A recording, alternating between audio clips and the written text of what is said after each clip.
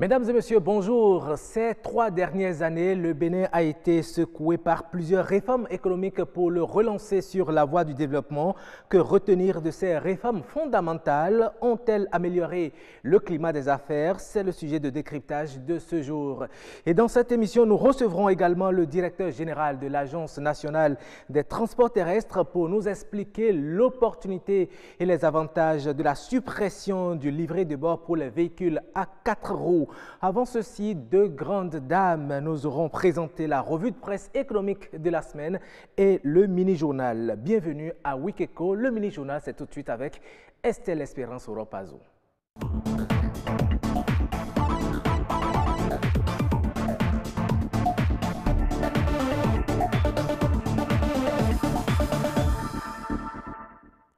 Bonjour à tous et bienvenue dans le mini-journal.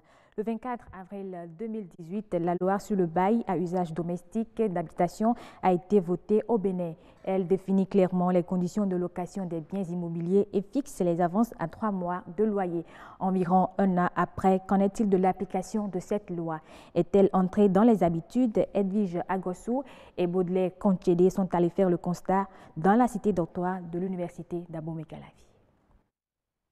Steve est étudiant. Ça fait presque 1 an qu'il est locataire dans cette maison.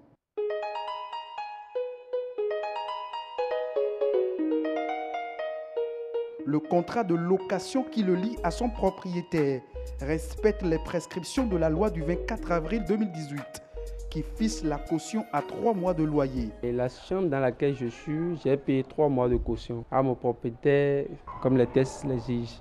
Même constat d'une concession à une autre.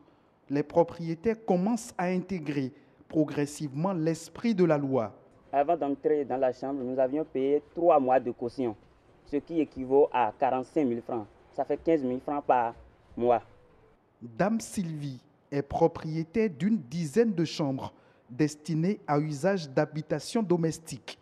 Chez elle, l'application stricte de la loi est non seulement à l'avantage du locataire, mais aussi du propriétaire. Ça arrange tout le monde, ça arrange aussi les locataires parce qu'il n'y a pas l'argent. Avant, c'est à cause des IBO, je vois que des fois on prend 1 an d'avance, 6 mois. Si on prend les 3 mois, c'est sous forme de dette pour nous. Si les locataires veulent quitter la chambre, on doit encore rembourser. Pourtant, il y a des voix dissonantes. Par exemple, dans notre cas maintenant, on a constaté qu'on a donné maintenant 3 mois à notre propriétaire. Et on a ajouté maintenant 1 mois maintenant pour les démarcheurs. Et ça, ce qui fait 4 mois. Notre propriétaire nous a pris 6 mois.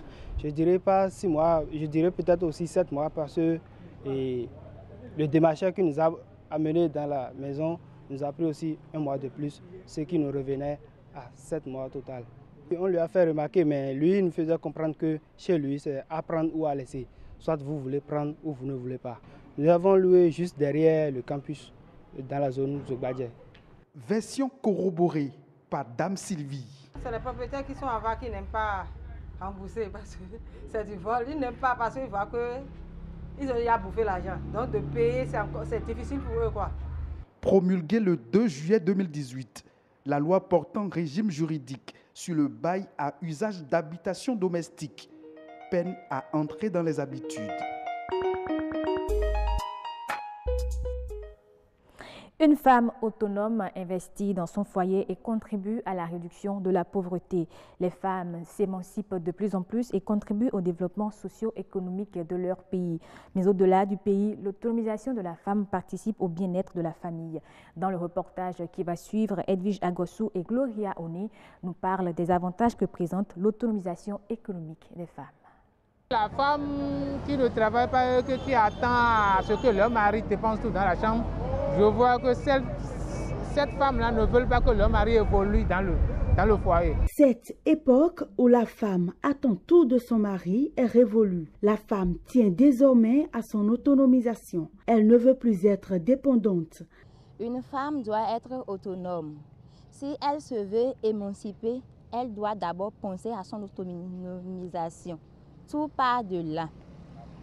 Tu ne peux pas vouloir qu'une personne fasse ton émancipation sans toi-même ta participation. Tu ne peux pas penser être dépendante des autres et chanter toujours émancipation. Je ne peux pas vouloir être un oiseau dans une cage où la mère va chercher de la nourriture venue donner et penser être émancipée. Conscientes que leur participation au fonctionnement du foyer est importante, les femmes de plus en plus prônent leur implication dans la gestion financière du ménage. La femme ne doit pas dépendre de son mari à chaque moment, à chaque instant, parce que ça peut arriver que le mari échoue des fois, ou soit ait des faillites au boulot, tout ça là. Donc, si la femme était en train de faire quelque chose, elle peut aider son mari à faire, comment dire, les petites gestions de la maison. Il est normal que dans un foyer, chacun puisse avoir un petit truc, un petit job ou emploi, je ne sais, qui lui permet de participer au budget familial. Il peut arriver des moments où l'homme sera en pénurie. Il n'aura pas d'argent.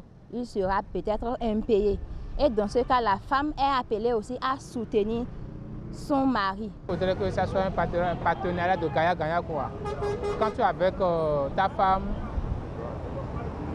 tout ce qui est comme dépense dans la chambre, elle va contribuer une partie, toi aussi le mari, tu vas contribuer une partie. L'autonomisation de la femme est donc une condition essentielle.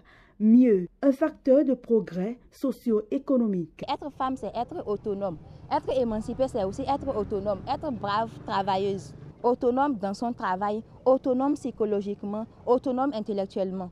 Elle a besoin de grandir, de se débattre du lot et être vraiment femme. Il ne suffit pas de dire je suis femme, mais c'est être femme. Selon une étude publiée en septembre 2018 par le site Women Entrepreneurship in Africa, 24% des femmes ont déjà créé une entreprise. Une saine émulation pour promouvoir l'autonomisation économique de la femme et son rôle dans la lutte contre la pauvreté en Afrique. Et depuis 1960, le Bénin dispose de certaines usines de transformation de produits agroalimentaires, mais elles peinent à fonctionner normalement. Pourtant, la transformation des produits agroalimentaires pourrait être le socle du développement de notre pays. Boniface Ayenan, ingénieur agronome, nous donne plus de détails dans cette interview réalisée par Edwige Agossou et Gloria Oni. Une unité de production, c'est une entité qui a 3 types de compartiments, à savoir un compartiment où il faut faire entrer des intrants. Un deuxième type de compartiment, c'est le compartiment qui fait le processus de transformation. Et un troisième type de compartiment, c'est là où on recueille le produit fini, qui peut être un bien ou un produit fini. Au fait, le Bénin dispose d'assez d'usines, mais qui n'ont pas été bien organisées pour pouvoir atteindre les objectifs attendus. Nous avons assez d'usines.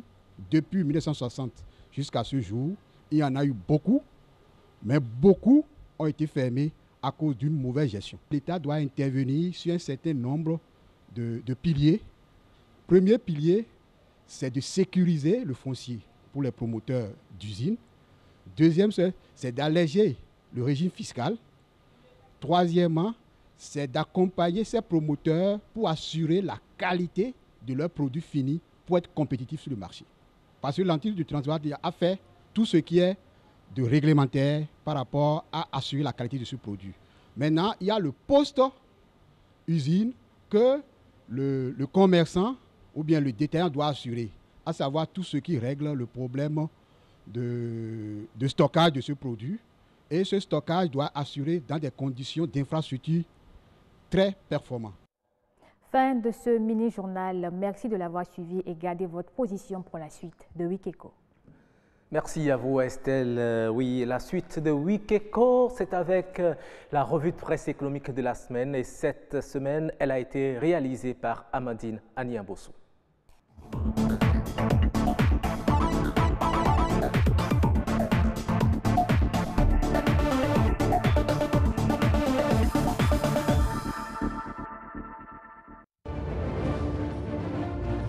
Bonjour à tous. Coopération bénino-norvégienne, une mission économique nordique séjourne au Bénin. L'information est en manchette du journal La Nation du 3 avril 2019. L'objectif de cette mission de prospection économique et commerciale est de mettre en place des partenariats d'affaires productifs pour des investissements rentables au Bénin. C'est aussi l'occasion d'assurer l'implication des hommes d'affaires nordiques dans la réalisation des projets phares du programme d'action du gouvernement. Fraternité, dans la même dynamique, accorde une interview à Euseb Agbangla, ambassadeur du Bénin en Norvège, qui précise que les conditions sont réunies pour les investisseurs norvégiens pour aller à l'assaut du Bénin. À l'Assemblée nationale, les députés ont donné leur feu vert au gouvernement pour des rectifications de 2 accords de prêt au profit du projet d'aménagement et de bitumage de la route Djougou-Peonko-Kéru-Banikwara, longue de 209,68 km. L'information est à lire dans les colonnes du quotidien La Nation, dans sa parution du lundi 1er avril 2019. D'un montant de 107 milliards de francs CFA, le quotidien précise que l'objectif visé par le gouvernement est de faire des infrastructures de transport un levier de croissance économique. Le même journal rapporte qu'un autre accord de près de 33 milliards de francs CFA a été signé pour lutter contre les inondations à Cotonou. Sur un autre plan, le quotidien de service public constate que l'aéroport de Tourou est désormais fonctionnel. Sa mise en service a été marquée par un vol inaugural de la compagnie Air Benin Taxi en provenance de Cotonou. Cet aéroport accueille pour le moment les vols locaux. Les travaux vont se poursuivre afin de se conformer aux normes internationales. Toujours dans sa parution du lundi 1er avril, La Nation titre « Domaine Les Filao, un grand jardin public pour honorer le général Mathieu Kérékou ». Une lettre a été adressée à la famille du général par le cabinet militaire du président de la République. Loin d'être une forme d'appropriation forcée, il s'agira plutôt de rendre ce domaine utile à la communauté. La même information est relayée par le quotidien Le Télégramme qui parle plutôt d'une modernisation du boulevard de la Marina. Fraternité, quant à elle, précise que ce projet devait être fini d'ici à la mi-2020. Dossier de détournement de fonds alloués à la police. Le quotidien Fraternité nous informe dans sa parution du mercredi 3 avril que la brigade économique et financière BEF convoque les ministres soupçonnés. Il s'agit, précise le journal, de non-respect de l'orthodoxie financière, de détournement de faux et usage de faux en écriture comptable autour des primes mises à la disposition de la police pour la sécurisation des élections de 2015. D'autres personnalités impliquées dans ce dossier ont été écoutées à la Criette à Porto Novo. Le même quotidien revient sur le sujet dans sa parution du jeudi 4 avril. Fraternité annonce que les inculpés absents à l'audition risquent gros. D'un quotidien à un autre, l'hebdomadaire Éducation parle du financement du système éducatif béninois et titre que la partition des partenaires techniques et financiers est un apport précieux. D'après le journal, la Banque mondiale porte un projet de 19,4 millions de dollars pour plus de qualité et d'équité dans l'éducation. Quant à l'UNESCO, pour le compte de cette année 2019, il entend réaliser 2 grands projets éducatifs. Parlant du Conseil des ministres du 3 avril 2019, le gouvernement autorise le recrutement de 80 auditeurs de justice pour l'année 2019. C'est le Télégramme qui donne l'information et précise que l'objectif est de renforcer l'effectif des magistrats dans les nouvelles juridictions. Merci à tous et à bientôt.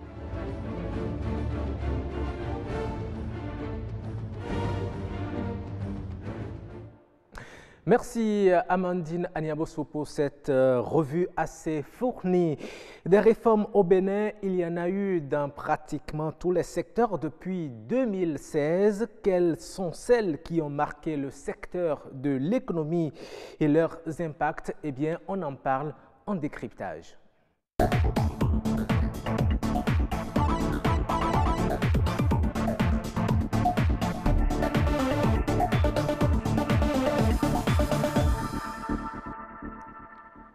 Oui, nous parlons des réformes économiques fondamentales depuis 2016. Quels ont été leurs impacts sur le quotidien des Béninois? Eh bien, ils sont là pour décrypter cette actualité. Moïse Dosoumon, journaliste au quotidien Fraternité, bonjour. Bonjour Roch Aurélien, bonjour chers téléspectateurs. Josué Fortuné Mekhouinou, bonjour. Bonjour Roch, bonjour aux téléspectateurs. Et déjà, je reste avec vous. Entre 2016 et 2019, le secteur de l'économie a connu beaucoup de réformes. Lesquelles ont-elles particulièrement impacté le quotidien des Béninois selon vous?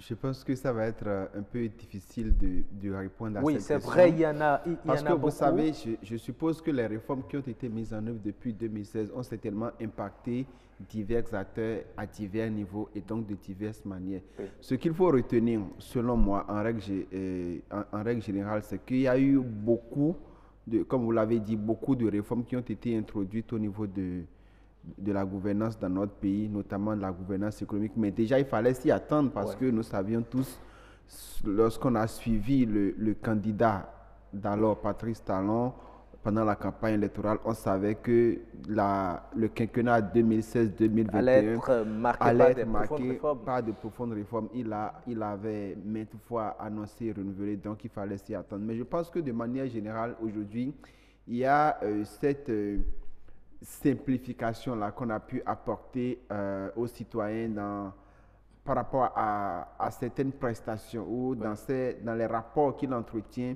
notamment avec l'administration publique. Lorsque je prends par exemple l'administration des finances, vous avez observé toute cette série de réformes concernant la dématérialisation par exemple qui a été introduite et qui permet aujourd'hui aux citoyens lambda d'avoir moins de contacts avec des personnes physiques.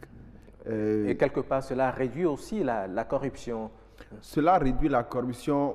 Au-delà de ce que cela réduit la corruption, je crois qu'il faut beaucoup plus voir l'impact que cela a sur le citoyen lui-même. C'est-à-dire que ces réformes-là, de mon point de vue, lui simplifient un peu la vie. Désormais, avec moins de difficultés, moins de stress, il a la possibilité d'accomplir un certain nombre d'actes ou de solliciter des prestations de l'administration et de les obtenir.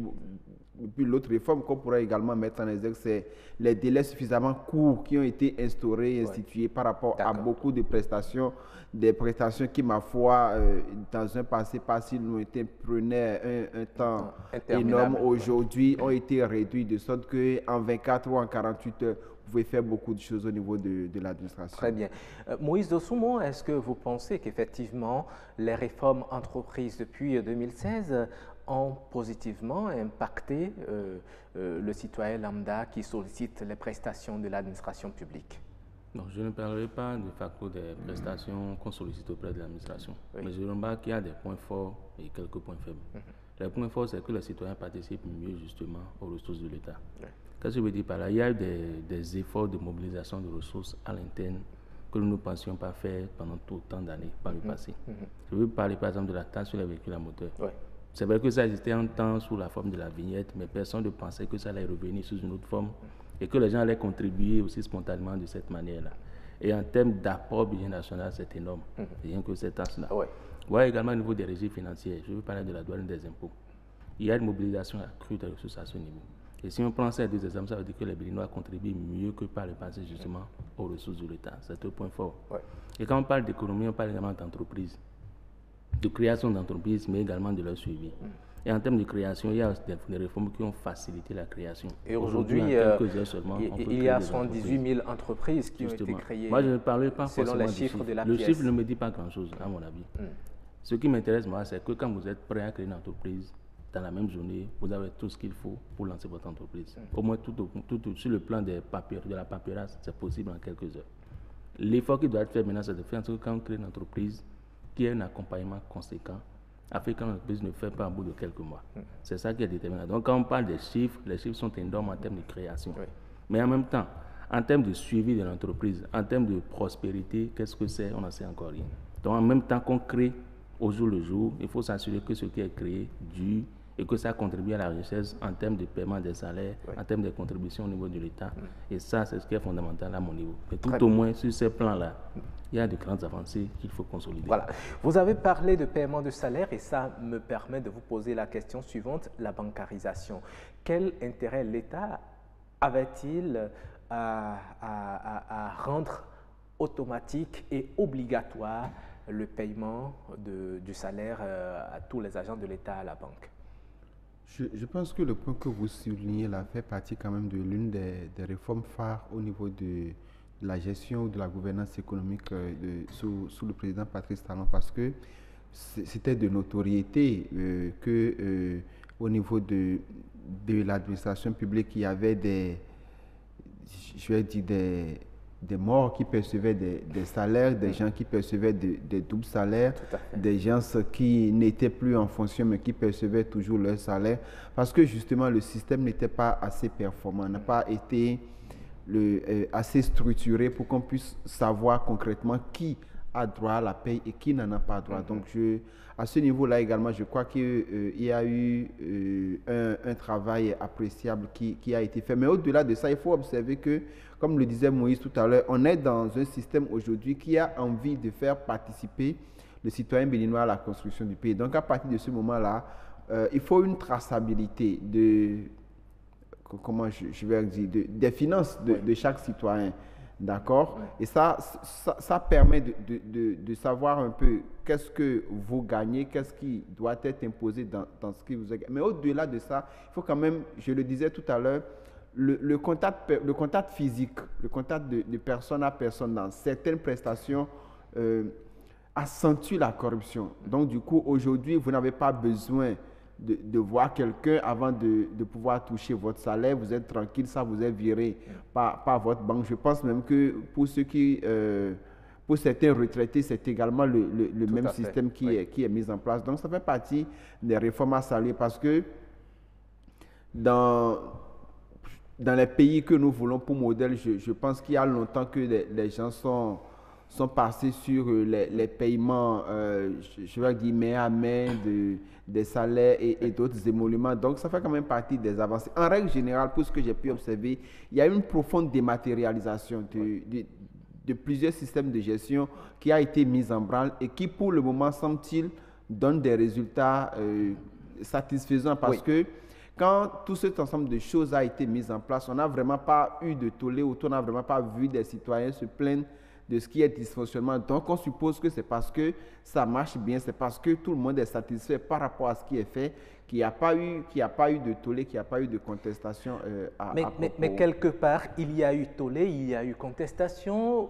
C'est vrai, on ne sait pas si à cette étape, il faut déjà évaluer. Au niveau du port autonome de Cotonou, vous savez, c'est comme on le dit, le poumon de l'économie nationale. Mais l'une des réformes phares également, c'est que ce port a été mis en concession. Est-ce que vous pensez que c'est une réforme qui vraiment va améliorer le climat des affaires, va faire que beaucoup d'opérateurs économiques feront passer leurs marchandises par un port géré par un privé? Avant d'arriver là, permettez que je rajoute un peu aux explications de Josué par rapport à la traçabilité et tout le reste. Oui. Je pense que ce qui est poursuivi au-delà, c'est la lutte contre l'enrichissement illicite, justement, et tout ce qu'on appelle détournement. Parce que dans les pays organisés que nous citons souvent en référence, la France, les États-Unis, quand vous avez un certain statut dans la société, salarié, fonctionnaire, on sait à peu près quels sont vos revenus. Et quand on sent que vos dépenses dépassent ce cap, on vous interpelle tout de suite. D'où provient le surplus. Je pense que c'est dans cette optique qu'on veut faire en sorte que tous les revenus, même il n'y a pas que les salaires, même les primes et tout ce qui s'ajoute au salaire passe par la banque. Donc c'est pour savoir désormais à peu près combien gagne chaque Béninois et qu'on peut évaluer son train de vie par rapport à ses revenus et détecter éventuellement les nids de corruption, de détournement, de blanchiment et tout le reste. Mais on a encore du chemin pour ça. Si on poursuit sur cette lancée, je pense qu'on va y arriver. Par rapport à votre question sur le port, l'option au départ, c'était le transfert de compétences et de technologies. Ce n'était pas une vente du port à des étrangers. Parce qu'on a remarqué, depuis que nous ne disons pas ici que le port a été vendu. J'en viens. Depuis que notre port a été mis en place, on sait tous quelles ressources on peut tirer de ça. Et malheureusement, au fil des années, ce qu'on en tire est moindre par rapport au potentiel économique. Est-ce que vous avez les chiffres? Les chiffres existent depuis tant d'années, il y a des sites spécialisés. Vous avez pu faire la comparaison pour savoir que les chiffres qu'on a aujourd'hui sont moins... L'idée du gouvernement, c'est de faire en sorte que le potentiel de ce port, il faut qu'on puisse l'exploiter à 100%. Et le gouvernement a exploré un peu partout dans le monde. Il a vu qu'il y a un pays qui est spécialiste dans ces genres d'affaires. On s'est dit, mais on a essayé avec tant de Béninois, pendant tant d'années, on n'a pas vraiment eu satisfaction. Et si on allait voir là où ça marche le mieux, que ces gens-là viennent pendant un certain temps gérer le port et que les nôtres apprennent d'eux pour qu'après leur départ, qu'on puisse continuer à mettre en place cette expertise-là. C'est l'idée qui a prévalu justement cette réforme. Et en termes de fréquentation du port, je ne pense pas qu'il y a de plainte majeure, sauf que les opérateurs économiques se plaignent de plus en plus du coût élevé des formalités. Et cela rejaillit également sur le consommateur final. Mais dans le même temps, on ne fait pas d'omelette sans casser des œufs. C'est une réforme qui est mise en place. On a le temps d'évaluer. On ne met pas une réforme en place et on continue aveuglément sans prendre le temps d'évaluer. Quand viendra le moment prévu pour l'évaluation, on verra entre la situation d'avant et celle de maintenant, si on a avancé ou pas. Et en termes d'impact sur le consommateur final, on verra également s'il faut continuer, mais s'il faut faire des réajustements. Mais pour l'instant, nous nous plaignons tous de ce que notre port, en même temps qu'il est le point de l'économie nationale, était au nid de corruption et qu'il fallait faire des réformes hardies dans ce sens. Il me semble que quelque chose a été fait dans ce sens-là. On attend de voir les résultats pour savoir si on a vraiment vu juste ou pas. D'accord. Est-ce que vous pensez qu'aujourd'hui le climat des affaires est assani, et que l'environnement des affaires est favorable aux investissements parce que le gouvernement a mis en place beaucoup de mécanismes pour développer l'économie? Est-ce que vous pensez que le climat est suffisamment assani pour encourager les investissements étrangers?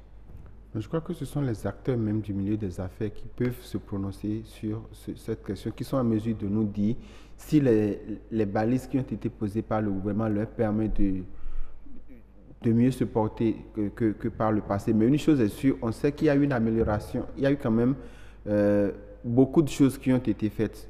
Lorsque je prends par exemple au plan législatif, il y a eu plusieurs textes de loi qui ont été votés pour faciliter justement le partenariat public-privé, faciliter la mise en place des investissements privés, protéger surtout l'investissement privé, même si ça a été fait par exemple au détriment de certaines couches sociales, notamment comme les travailleurs. Et ça, vous avez pu observer que dans le temps, beaucoup de voix se sont levées pour justement critiquer cette réforme-là qui vise à fragiliser complètement l'employé face à l'employeur, donner de la surpuissance à l'employeur. Mais je me dis que l'ambition derrière ça, c'était de rassurer un peu l'investisseur privé, ou c'était de mettre en place des conditions qui attirent l'investisseur privé, parce que c'est vrai que le privé a envie de venir, d'investir, mais dans le même temps, il a besoin de s'assurer que des conditions sont réunies pour lui faciliter la vie et que par suite de difficultés, on ne le souhaite pas avec des collaborateurs, même avec d'autres entreprises, que cela ne puisse pas totalement couler ou mettre à plat son business. Donc, il y a eu des efforts qui ont été faits dans ce sens. Au-delà de cela, je pense qu'en général, ce que veut un investisseur, c'est d'abord s'assurer que c'est un pays de droit, un pays dans lequel ses droits sont garantis, un pays dans lequel son business est protégé. Et pour ça, il faut qu'il y ait d'abord un climat d'apaisement dans le pays. Il faut que le fonctionnement normal des institutions, ou je dirais même que le fonctionnement démocratique du pays, en tout cas, en gros, il faut que le climat social soit assez calme pour permettre à l'investisseur de venir. Est-ce que vous pensez que c'est assez calme aujourd'hui? Je crois que dans ce sens-ci, non, si on l'arrive, parce que nous sommes en train de faire un bilan de 2016 à 2019, un bilan de 3 ans. Donc, si on se focalise sur, je vais dire, la crise électorale que nous connaissons en ce moment, on va mal faire, on va mal analyser, on va mal faire de projections. Donc, il faut plutôt remonter à 2016 jusqu'à aujourd'hui pour observer que dans le temps, il y a eu beaucoup d'efforts qui ont été faits pour rassurer l'investisseur privé. Et on peut observer qu'il y a eu un certain impact de ces balises-là qui ont été posées, parce que de plus en plus, vous avez des vagues d'investisseurs qui peut-être ne connaissaient pas le Bénin, qui viennent maintenant faire des prospections, des missions économiques défilent plus ou moins dans le pays. Maintenant, ce qu'il faut attendre, c'est l'impact de tout cela sur le citoyen béninois, sur son vécu et sur son quotidien. Merci beaucoup. Je ne vais pas vous priver aussi de votre mot de fin. Est-ce que l'impact est ressenti sur le consommateur final en quelques mots rapidement? Bon, je l'ai évoqué tout à l'heure, c'est là vraiment le talon d'Achille de ce gouvernement. Parce que le consommateur final veut souffler. Et quand on parle de mobilisation de ressources par les citoyens, on leur demande de produire plus, de donner plus de sous. Mais en même temps, les revenus n'augmentent pas. En même temps, les produits de première nécessité coûtent cher. Il me semble qu'il faut d'abord que notre PIB vienne à 2 chiffres pendant un certain nombre d'années avant qu'on ne commence pas à souffler.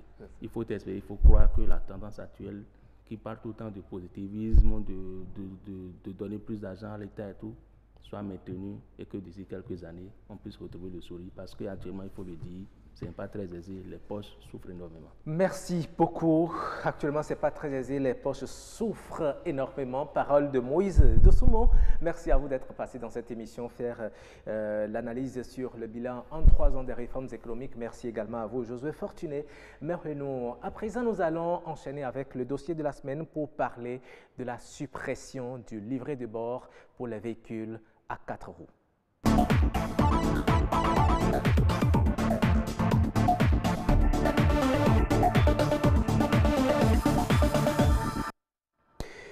Il y a aussi des réformes qui s'opèrent dans le secteur du transport. Les livrets de bord de véhicules à 4 roues seront bientôt retirés de la circulation. Le processus est même déjà enclenché depuis le 1er avril 2019, mais les propriétaires de véhicules sont tous-ils au courant?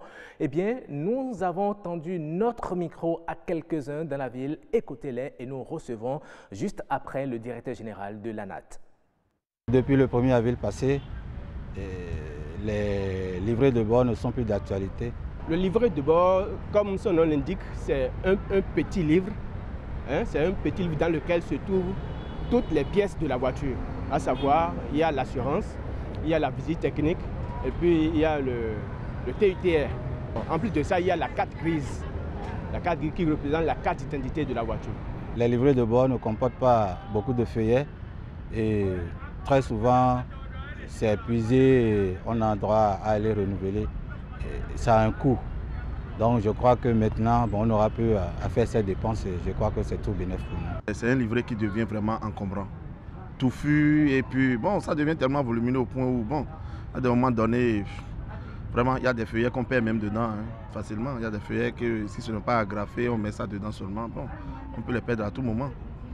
Maintenant, dire qu'on veut supprimer ça, et c'est sûr qu'il doit y avoir une formule qu'ils sont en train de vouloir proposer.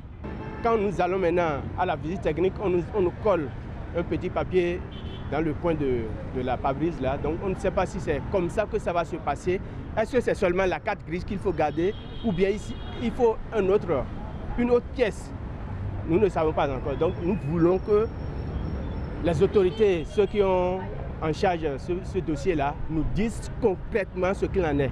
J'ai aussi appris qu'on va diminuer 4 000 francs. Je ne sais pas de quel 4 000 francs on est en train de parler. Si déjà on pense à changer ça, ce que nous avons, la version papier que nous avons là, et qui est encombrant, si c'est pour avoir quelque chose plus amélioré, mais si c'est pour augmenter 500 francs pour qu'on ait de nouvelles choses beaucoup plus dynamiques, moi je suis partant.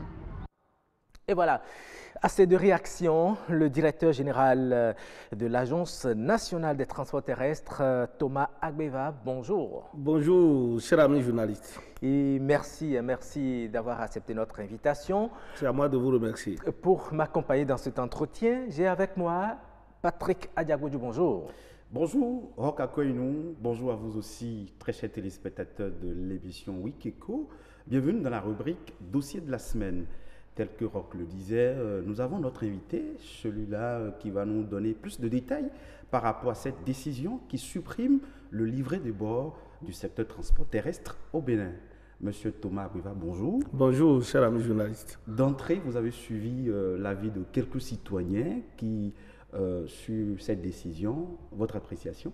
Merci beaucoup. Avant de revenir à l'appréciation, je voudrais vous prendre au mot pour dire tout simplement que depuis 2016, effectivement, dans notre pays, tous les secteurs sont dans une mutation profonde en termes de réforme. Tout à fait. Notamment, le sous-secteur des transports terrestres est dans une mutation profonde pour ce qui concerne les réformes, en ce sens que ce sous-secteur contribue à environ à 7% du produit intérieur brut de notre pays.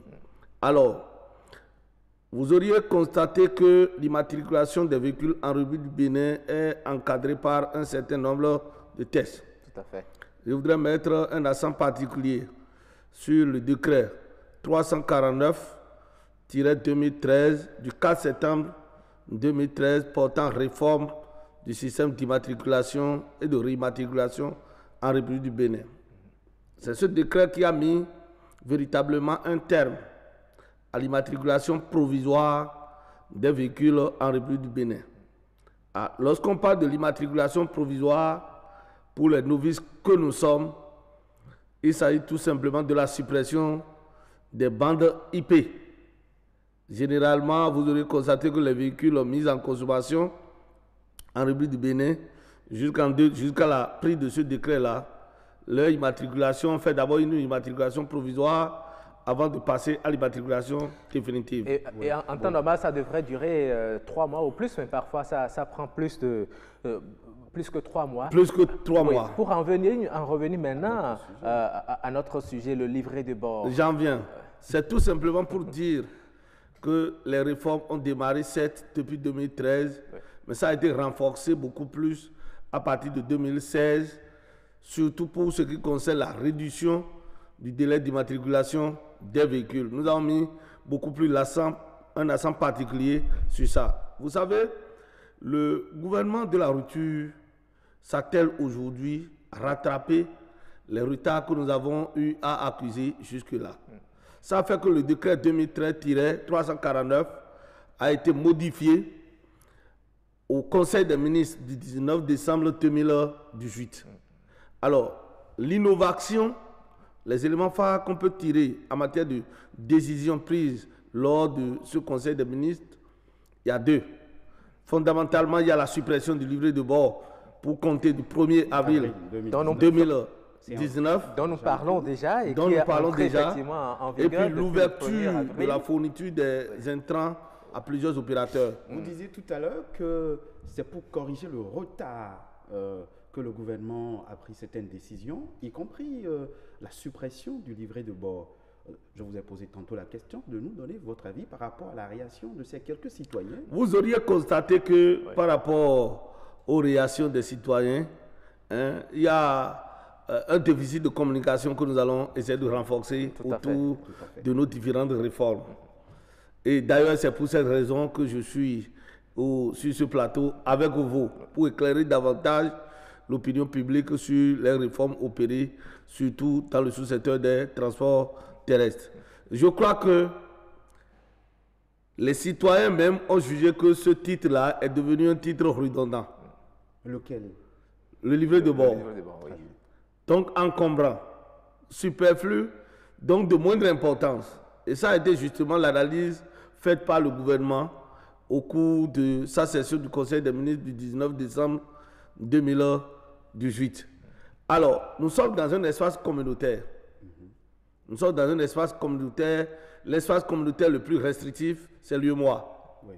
Est-ce que vous voyez? Si nous prenons les 8 pays de l'UEMOA, seul le Bénin continue d'utiliser le livret de bord comme titre de transport. Ça nous déclasse. À Lomé, à côté ici, vous ne verrez nulle part, parmi les différents titres délivrés, le livret de bord. Et qu'est-ce qu'ils utilisent de l'autre côté? Alors, la pièce d'identité d'un véhicule, c'est la carte grise. Est-ce que vous voyez? Oui. La carte grise qui est à l'intérieur du livret de bord que nous avons eu à utiliser jusqu'au 31 mars 2019, c'est cette carte grise, comme l'a souligné un auditeur tout à l'heure, c'est cette carte grise-là qui constitue la pièce d'identité d'un véhicule. Oui. Donc, cette réforme va dans le sens de se conformer, on est d'accord, à la norme internationale. Si vous allez ailleurs, même à l'international, le livret de bord n'est plus utilisé dans aucun pays comme titre de transport. Et à cet effet, par quelle pièce l'autorité remplace le livret de bord? Le livret de bord n'est pas remplacé.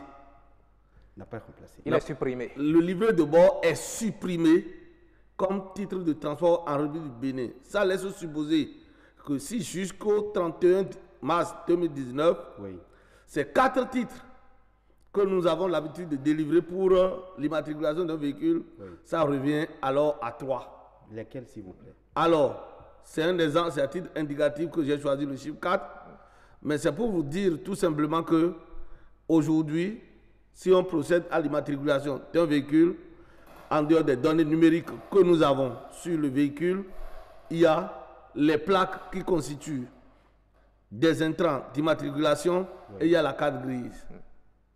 Donc fondamentalement, de façon physique, nous n'avons que 2 titres que nous délivrons par rapport à l'immatriculation d'un véhicule aujourd'hui. Vous savez, lorsqu'on prend le livret de bord, un véhicule qui a son livret de bord, lorsque vous allez faire la visite technique, c'est dans le livret de bord qu'on vous signale que vous êtes à jour. Lorsque vous faites également l'assurance, c'est dans le livret de bord qu'on met tout ça. Désormais, toutes ces informations seront mises dans quel document? Au cas où la police va vous interpeller, quel document faut-il exhiber pour montrer qu'on est à jour vis-à-vis des prescriptions? Merci. Vous auriez constaté que le gouvernement de la rupture, dans le cadre des réformes mises en place, a opté beaucoup plus pour une solidarité agissante au niveau des différentes directions qui interviennent dans le même sous-secteur.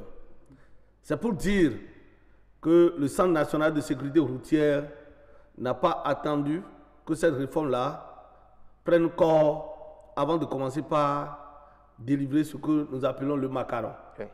Aujourd'hui, la visite technique est matérialisée au niveau de ce centre-là par un macaron qui est apposé au niveau de la vitre centrale avant du véhicule. Mais n'empêche, on continue d'agrafer des documents dans le livret de bord. C'est ça là, c'est tout ça là, ça va être mis de côté. Vous pouvez garder juste les quittances de paiement pour combien de temps? Pour que, en cas de contrôle, pour la durée de validité de la visite technique, pour qu'en cas de contrôle, éventuellement, sinon, en matière de tracasserie routière aujourd'hui, notre pays est classé comme meilleur élève de l'ESAS UEMOA pour ce qui concerne la fluidité qui s'observe sur nos différents corridors.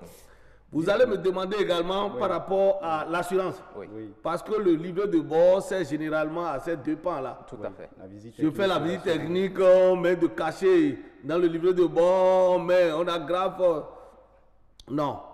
Les structures d'assurance ont été conséquemment instruites à l'effet d'apposer désormais, et ceci pour compter du 1er avril, le macaron également au niveau de la vitre centrale avant. Mais est-ce que ce n'est pas surcharger la vitre? Parce que déjà, on a les macarons de la visite technique, les macarons de la TVM, il va s'ajouter les macarons de l'assurance, et puis, je ne sais pas, est-ce que ce n'est pas une manière de surcharger? C'est pas vilain? D'avant des véhicules. Les pare-brises sont prévus pour... Si vous allez, je disais tout à l'heure que la réforme... Ça peut aussi empêcher la visibilité. Non, pas du tout. On sait ça, ce ne sont pas des macarons de 50 cm, ce ne sont pas des macarons de 100 cm.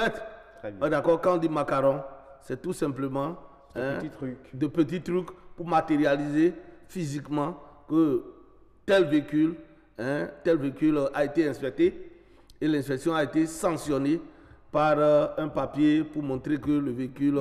Mais à force d'en apposer un certain nombre, mais ça devient... C'est comme si c'est un tableau d'affichage. Non, pas du tout. Comment ça va se faire? Est-ce que le macaron qu'on a ce mois-ci, est-ce que ça va rester sur la pare-brise d'avant? Généralement, l'assurance a une durée de validité d'1 an pour le véhicule. Donc, une fois le macaron posé au niveau de la vitre centrale, vous allez garder ce macaron-là pour une durée d'1 an, pour dire tout simplement, jusqu'au renouvellement. Et au renouvellement, c'est très facile d'enlever l'ancien pour le faire remplacer par le nouveau. C'est pas aussi facile que vous le dites. C'est très facile. Dites-nous, parlant de renouvellement ou d'établissement, tout ce que vous voulez, les frais d'immatriculation et de réimmatriculation, l'auditeur, le téléspectateur a parlé de 4 000 francs en réduction. Ça veut dire quoi concrètement? Vous savez, quand on prend l'immatriculation des véhicules en République du Bénin, ça prend un certain nombre d'éléments de coût. Et parmi les éléments de coût, il y a le coût lié au livret du moins de bord. Tout à fait. C'était combien? C'était 4 000. Du fait que ce titre-là a été supprimé, d'accord, nous n'allons pas faire de ça encore un surcoût pour nos citoyens. Est-ce que cela va se sentir sur le coût du dédouanement des véhicules aujourd'hui? Non. C'est deux opérations séparées. Oui, pour faire sortir un véhicule. Lorsqu'on parle de livret de bord, si c'est le coût de sortie, si c'est le coût de sortie du véhicule, je peux dire qu'en termes d'impact social, le coût de sortie du véhicule sera réduit désormais de 4 000 francs en République du Bénin. Mais que gagne l'État en retour en supprimant justement ce qui devrait pouvoir lui remporter vous savez, on tasse généralement le gouvernement actuel de gouvernement d'imposition, de gouvernement beaucoup plus de tension fiscale, est-ce que vous voyez? Alors que le gouvernement a à cœur aussi le social. C'est pour dire que toutes les mesures là, le gouvernement ne regarde pas seulement ce qui va rentrer dans la caisse de l'État, mais il y a une volonté politique manifeste de se conformer à la norme internationale. Êtes-vous en train de nous expliquer ce sera désormais gratuit, les macarons qu'on va poser désormais? Il n'y a pas de coût supplémentaire par rapport aux macarons. Ça revient à combien désormais? Ce qu'il faut fondamentalement noter même, ce n'est pas négligence que, par le passé, nous n'apposons pas ces macarons-là. Sinon, systématiquement, si vous faites votre assurance, les assureurs prennent quand même le soin de nous donner ces macarons-là. D'accord. Est-ce que vous voyez? Donc, ce n'est pas, le macaron ne constitue pas un élément de coût supplémentaire dans le process. D'accord. Quels sont les véhicules concernés actuellement? Ce sont les véhicules à 4 roues et plus. Tout à l'heure, je vous ai entendu parler des véhicules à 4 roues. Oui. Non, c'est des véhicules à 4 roues et plus. Et plus, vous mettez et plus, ce que nous mettons dedans, il y a les véhicules poids lourds. D'accord. Leur immatriculation aussi. Mais ceux qui avaient des véhicules qui ont des livrets de bord, est-ce qu'ils peuvent venir et faire l'échange? Ou bien ils attendent l'échéance dans la démarche actuelle du gouvernement, tout ce qui est tracasserie, nous sommes en train de travailler pour conjuguer définitivement cela au passé. Et à ce titre, il n'est pas opportun pour ceux qui ont des livrets de bord jusqu'au 31 mars de se rapprocher de la date pour qu'on puisse procéder à leur retraite. Non. Ils avaient payé pour. D'accord. Seulement que ce titre-là est devenu un titre redondant. Ils peuvent le garder. Ce qui est sur le délai de la garde de ces livrets de bord ne peut pas excéder le 31 mars 2020.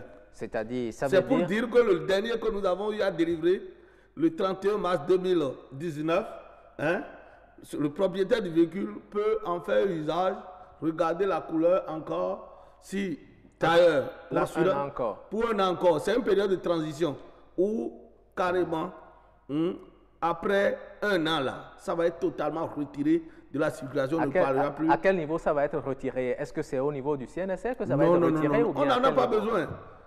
Ça va être gardé tout simplement par les propriétaires de ces véhicules-là. On a dit que c'est un titre redondant, superflu, de moindre importance.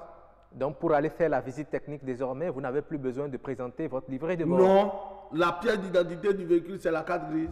Présentez tout simplement votre carte grise et les réformes qui sont en perspective vont dans le sens de rendre ces cartes grises-là beaucoup plus des cartes grises sécurisées.